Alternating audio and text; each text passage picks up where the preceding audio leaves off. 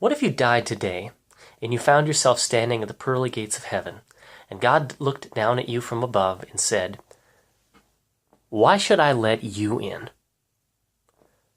What would you say?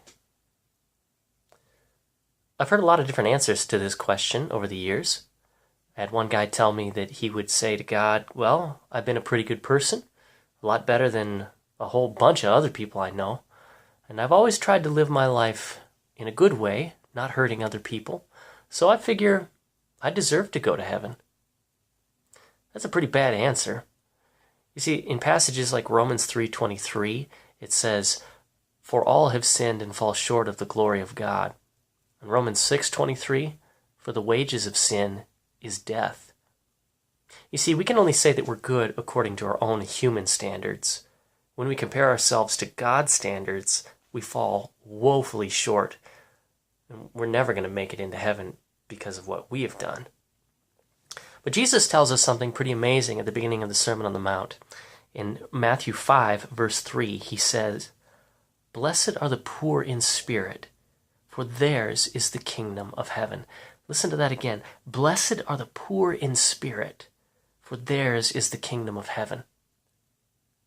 Blessed are the poor in spirit, those who know that they're spiritually bankrupt, that they have nothing to offer God. To those people, the kingdom of heaven belongs. Why?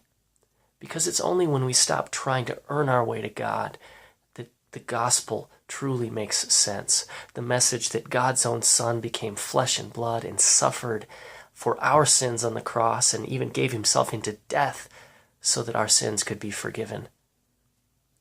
He did that for us because we could never earn our way to heaven. And instead, he gives it to us as a gift. Blessed are the poor in spirit, for theirs is the kingdom of heaven.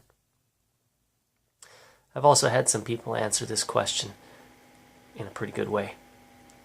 I remember one lady I was talking to on the phone. She had called to get some counseling for her son, and I wasn't sure what kind of a Christian she was. She said she was a Christian, but I didn't know what she really believed that meant.